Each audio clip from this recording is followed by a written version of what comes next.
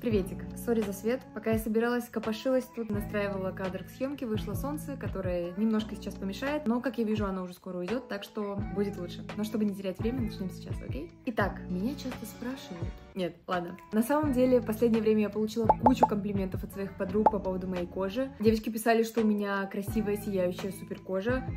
Спасибо, girls. Чем я пользуюсь, как ухаживаю, как увлажняю, живу ли я в хамаме? Да, такой вопрос тоже был. И я решила записать полноценное видео о моем уходе, макияже, волосах и даже немножко об уходе за зубами. Да-да. В общем, все то, что касается головы. Погнали. Солнце, уходи. Итак, начну с того, что свет я, конечно, не ставлю, как вы видите. То есть 99% я снимаю при естественном освещении. Но для меня очень важно, да и в целом для фотографий и видео, правильный свет — это уже больше половины успеха. Так что да, я подстраиваюсь под условия, которые у меня есть, и нахожу максимально красивый, удачный свет для лица. Всегда, когда у тебя есть мягкий, красивый свет, твоя кожа будет выглядеть сияющей, красивой, ровной и гладкой. И если тоже лицо поместить немножко в тень или, наоборот, развернуть против солнца, то все даже мелкие недочеты будут видны. Поэтому свет решает. Солнце ушло, мне надо проверить кадр. Ну и плюс чаще всего я снимаю на фронтальную камеру айфона, а туда, как вы понимаете, встроены минимальные фильтры по улучшению вашего лица, по выравниванию, по даже немножко отбеливанию зубов. Это тоже имейте в виду. Кстати, сейчас я снимаю на заднюю камеру айфона, то есть на основную камеру, не на фронталку. Со светом решили. Итак, теперь уход. Кожа у меня супер чувствительная и сухая, особенно зона вокруг глаз. Поэтому я с осторожностью подхожу к смене продуктов и вообще, если честно, редко их меняю. Если мне что-то нравится, я оставляю это на пожизненно. То есть кожа у меня настолько чувствительная, что даже если у визажиста будут даже немножко жесткие кисти, мои веки это сразу почувствуют. И сразу покраснение, жжение и все вот эти неприятные чувства. Вот настолько. И тут я сразу хочу сказать, что кожа у нас у всех разная, поэтому продукты, про которые я сегодня буду говорить, не факт, что подойдут вам. Это мы понимаем, да? И здесь я говорю исключительно про свой опыт. Это не инструкция. Я просто делюсь своим опытом и рассказываю, что подходит лично для меня, окей? В последнее время я вывела для себя идеальную, как мне кажется, формулу по уходу за кожей лица. Это очищение и увлажнение. Та-дам! Да, это супер банально. То есть у меня это ежедневное очищение и раз в неделю более глубокое. Средство...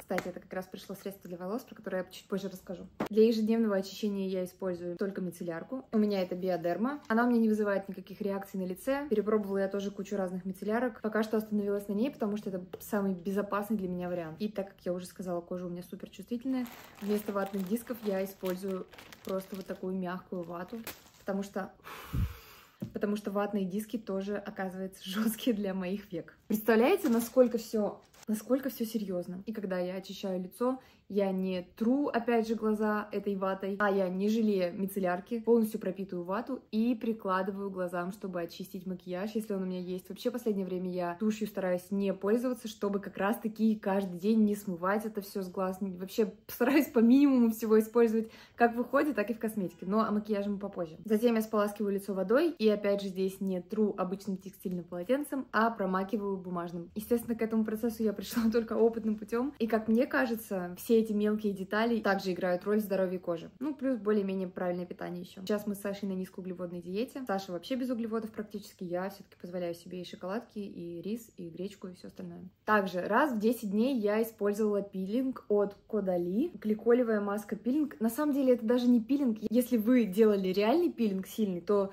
для вас это будет скорее как дневной крем, наверное. Но я сильные пилинги никогда не делала, и для меня вот этого вполне хватало. И вот эта маска, на самом деле, очень классно работает на моей коже. То есть это маска, которую ты наносишь на 10 минут, она работает как пилинг, но ты совсем не ощущаешь ни покалывания, ничего, и сухости даже практически от нее нет. Но она дает свой эффект, то есть она очищает и обновляет кожу. Потому что до того, как я начала использовать этот пилинг, я помню, что у меня были мелкие-мелкие высыпания на лбу. Сейчас у меня тоже такое бывает, ну, перед периодом, например. Но в основном это более-менее чистый лоб. И, как мне кажется, это все благодаря ей.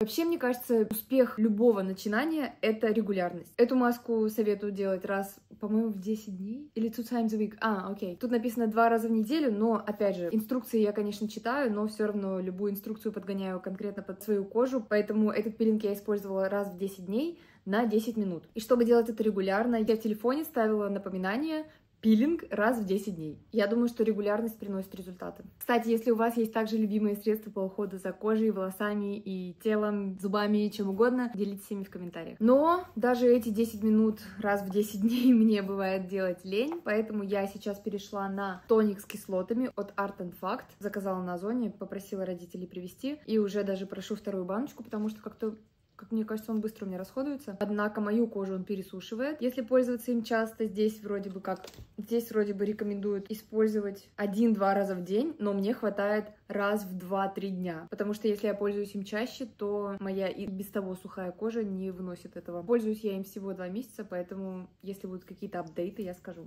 Из очищения это все. А, кстати, у меня был еще один тоник от Caudalie. Мне он не понравился. Мне он, может быть, просто не подошел. Окей, давайте скажем так. Дальше увлажнение. Здесь, опять же, у меня минимум всего. И, опять же, средство, которым я пользуюсь уже миллиард лет. Это лосьон от CeraVe. Меня он устраивает просто во всем. Он хорошо увлажняет, он очень легкий по текстуре, он не ощущается на коже. Мне нравится его объем, мне нравится соотношение цены к объему и качеству. Меня все в нем устраивает. А больше всего меня устраивает, что его можно купить в любой аптеке любой страны, понимаете? Больше просто нечего добавить. Мы пользуемся всей семьей, я наношу его на Диану, даже Саша иногда, я вижу, им пользуется. Просто эта штука со мной всегда. Вот в такой прекрасной упаковке.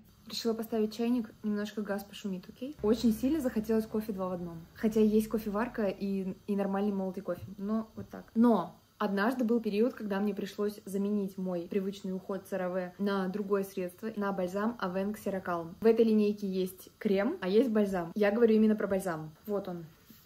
Крышка такая. Почему мне пришлось на него перейти? По очень и очень печальной причине, на самом деле. Потому что... Красивый теперь. Потому что меня настиг периоральный дерматит.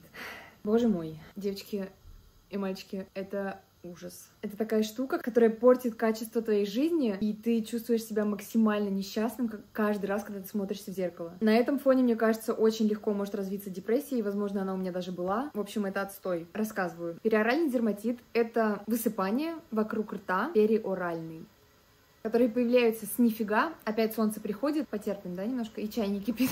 Б-блогер. То есть причин для появления там просто миллион. Это могут быть гормональный сбой, сбой нервной системы, сбой в работе ЖКТ. Ты просто читаешь причины и думаешь, ну, это может быть просто жизнь, а какой-то одной конкретной причины нет. И также способов бороться с этой болезнью, с этими высыпаниями тоже нифига нет. Ничего не помогает, как будто бы эта проблема вообще очень-очень мало изучена, потому что информации про нее я находила очень мало. И как будто бы даже врачи про нее ничего не знают. Поэтому, когда я пошла к врачу-дерматологу, которая прописала мне кортикостероиды, чтобы я их наносила на лицо и мазала, которые вообще-то максимально противопоказаны при таких высыпаниях. Когда заходишь в интернет, то в каждой статье про эти высыпания написано, что ни за что, никогда не используйте кортикостероиды при этом высыпании. Потому что, да, сначала у вас они пройдут за 2 дня, но потом еще с большей силой высыпят, и это просто будет по кругу. То есть вы подсядете на эти кортикостероиды и будете им пользоваться вечно.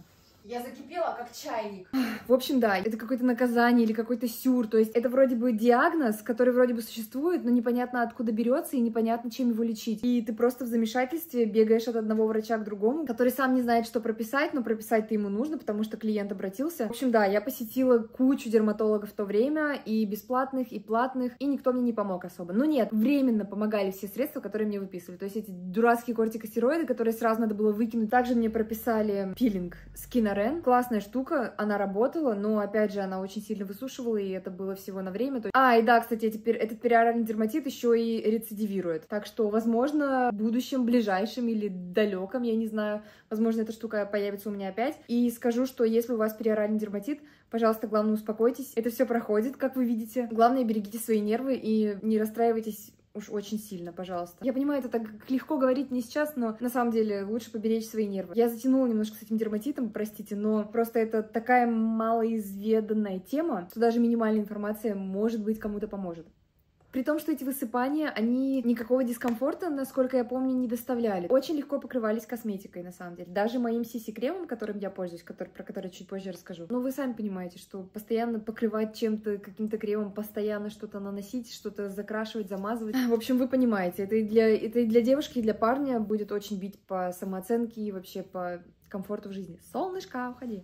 Ну и, как я сказала, я перепробовала кучу разных средств. И последнее средство, на котором я остановилась, и, как мне кажется, которое мне помогло, это был как раз-таки вот этот бальзам Avène Xeracalme. Именно бальзам, да? Я уже сказала. Вообще, это средство используют для взрослых и детей с атопическим дерматитом. Этот бальзам просто очень-очень хорошо увлажняет. Я не думаю, что он даже предназначен для лица, если честно. Скорее всего, он для всего тела, но на лице он ощущается очень плотным, липким. Ты чувствуешь, что у тебя что-то на лице. Но мне тогда было без разницы вообще. Если эта штука помогает, я и пользовалась. У меня даже немножко какая-то фобия этого дерматита появилась, что он опять рецидивирует.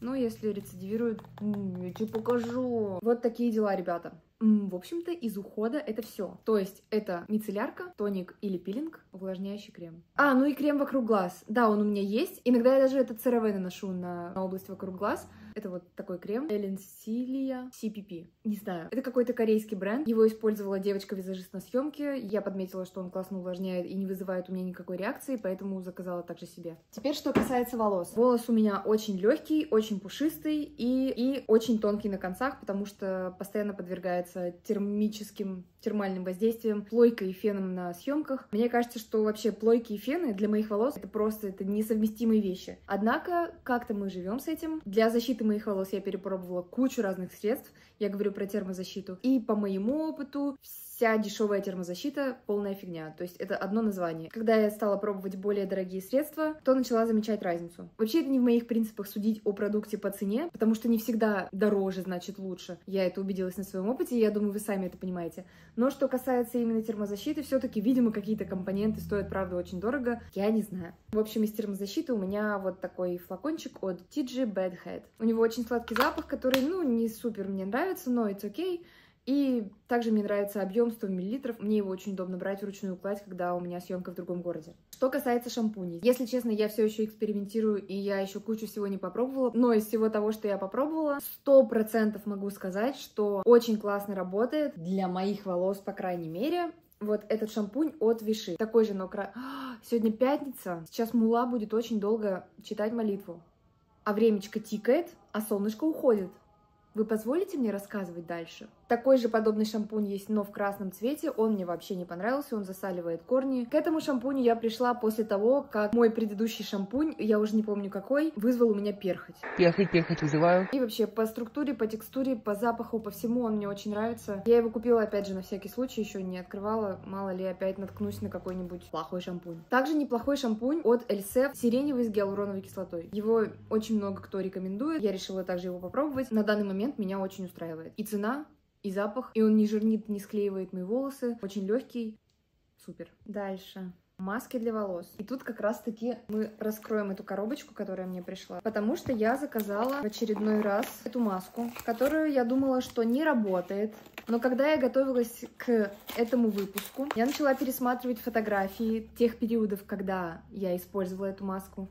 И я пересмотрела видео, которое я отправляла своей подруге, где я рекомендовала эту маску ей. Я говорю про эту маску Olaplex номер 3. Да, я знаю, это очень спорный продукт, потому что стоит он до хрена, а результат у всех по-разному. То есть отзывов в интернете куча положительных и точно такая же куча отрицательных. Я думаю, что дело в том, что на какой-то волос это может работать, а на какой-то нет. Я перестала ей пользоваться где-то месяца 3-4 назад, потому что я думала, что результата нет. Опять, я пересмотрела фотографии и видео с того периода, когда я пользовалась этой маской. И как мне кажется, там мои волосы выглядят гораздо лучше. Я не говорю про длину, я говорю про объем. Как заявляет производитель, repairs and straightens all hair types. То есть это как бы чинит и делает сильнее ваши волосы, любой тип волос. По ходу эта маска работает, потому что я просто сравнила результат. Но когда я пользовалась ей, я не особо отслеживала. То есть я пользуюсь и пользуюсь. Но сейчас я буду как-то отслеживать результаты, может быть, даже буду делать видео и потом посмотрим. Потому что если она работает, денег не жалко. Но если она не работает, то это просто грабеж. Сразу скажу, если вы будете ее использовать, пожалуйста, читайте инструкцию. И вообще к любым средствам, которые вы только покупаете, читайте инструкцию, потому что конкретно эту маску нужно смывать не просто водой, а ее нужно смывать с шампунем и потом еще наносить бальзам или кондиционер или вашу обычную маску для волос. Потому что я читала кучу отзывов, как девочки сжигали просто свои волосы этой маской, потому что неправильно ее использовали. Важно. Также для меня хорошая увлажняющая маска от Organic Shop с кокосом. Здесь она в Турции также продается в гратисе. Но я ее использую как кондиционер, а не как маску. То есть я ее наношу просто на чистые волосы по длине и сразу смываю. Я не держу ее на волосах. Также недавно заказала маску от Lador. Слышала очень много хороших отзывов на нее. И на самом деле мне очень нравится. Мне понравился результат. Еще не сказала про Olaplex. Я не знаю, соединяет он кончики и структуру, восстанавливает ли он как-то волосы или нет, но я точно могу сказать, что после этой маски волосы офигенные, рассыпчатые, красивые. Вот это 100%. Дальше, что касается увлажнения волос, несмываемого я имею в виду, на влажные волосы после мытья я наношу вот такой Hydrating Styling Cream от Moroccan Oil. И тут заявляется, что повышает управляемость, добавляет определение. Что бы это ни значило, как эта штука работает. Она увлажняет волос и убирает пушинки. И ваши волосы становятся, такими мягкими, что просто даже неосязаемыми в руке. По крайней мере, мои волосы, которых и так немного. Я все равно эту штуку люблю, потому что если не увлажнять мои сухие волосы, они тогда совсем станут как метла. Например, сегодня при укладке волос, опять же, на влажные волосы, я нанесла вот такой вот пузыречек от TG Bad Head, который пахнет просто блаженством и ягодной радостью на радуге. Во-первых, здесь есть термозащита до 230 градусов. Эта штука придает объем вашим волосам. Она их делает более плотными, объемными, но в то же время, если сравнивать с предыдущим средством, которое увлажняет волосы и делает их такими шелковистыми и гладкими, то это средство немножечко как будто бы подсушивает волосы. Я немножко сместилась от солнца. Не знаю, так лучше или нет. Попробуем. Так, теперь что касается зубов. Что я здесь хотела рассказать? Я хотела сказать, что я нашла классный ирригатор. Ирригатор.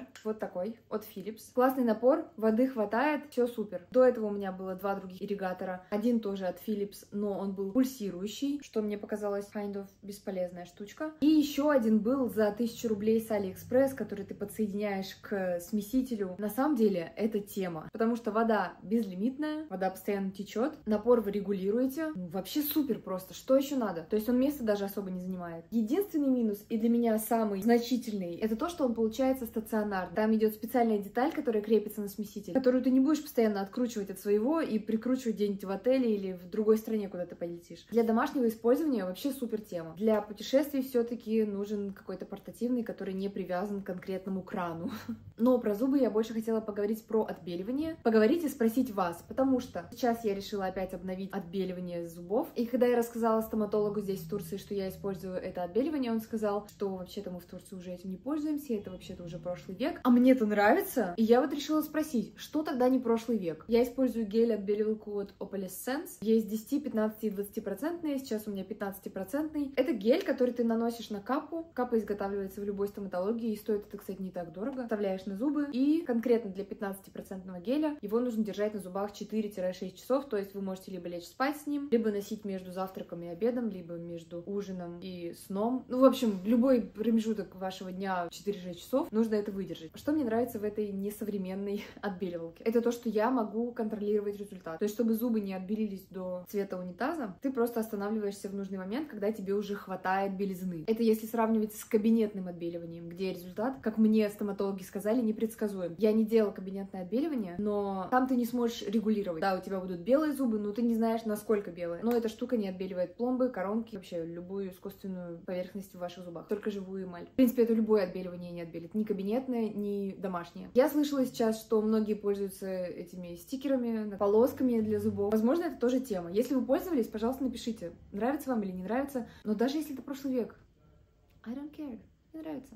Ну и сейчас давайте немножко про макияж. Правда, немножко, потому что макияж у меня опять же минимальный. И я думала над вопросом, почему блестит кожа. Это, возможно, потому что я не пользуюсь пудрой вообще. Я наношу увлажняющий крем, который уже дает блеск, очень тонкий и легкий CC-крем, и не покрываю это пудрой. Все, это просто естественный блеск, который будет на любом лице. Погнали. CC-крем, которым я опять же пользуюсь уже с 18-го года, мне кажется. И меня в нем абсолютно все устраивает. Здесь всего несколько оттенков. Здесь всего 4 оттенка. Лично мне подходит Light. Я как будто бы ничего не нанесла, но при этом кожа стала ровнее. Чтобы вы понимали, я даже не пробую другие тональники, потому что у меня нет запала запроса в этом. Да и вообще, в целом, тоналку я наношу не на все лицо и не кистью, а я наношу его на зону вокруг глаз и только на Т-зону. Легкая текстура, идеальный цвет, стоит недорого. Что еще надо? Ничего. И, кстати, я маму свою подсадила тоже на этот CC-крем. Ей он тоже очень понравился, только в другом цвете. Дальше. Вот такие румяна в стике от Anastasia Beverly Hills. Нравятся ли они мне? Нормально. Куплю ли я опять?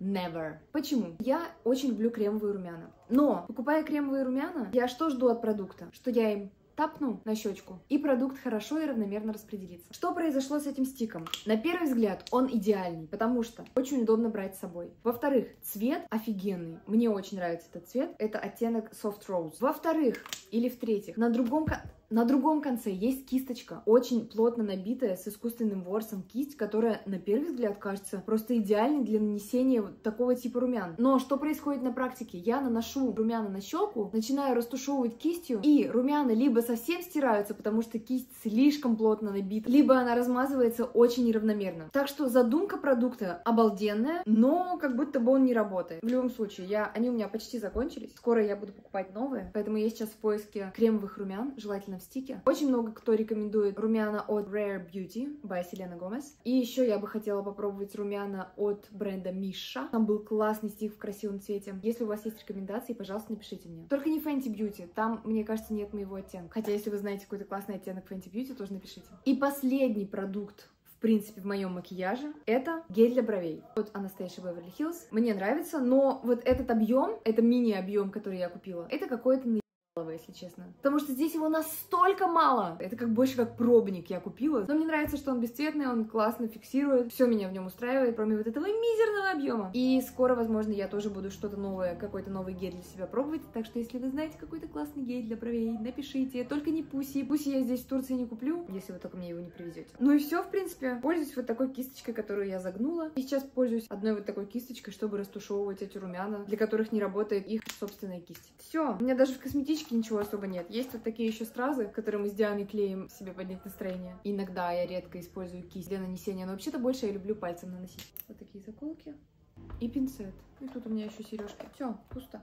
Выросла капуста. Вот весь мой уход. Такой минимальный, но я смотрю на этот стол, и все-таки как будто бы он не минимальный. Ну что, ребятки, это все. Пишите ваши любимые продукты и рекомендации, если они у вас есть. Спасибо вам большое за просмотр этого видео. Я надеюсь, что вам понравилось. Ставьте лайк, если да, ставьте лайк, если нет.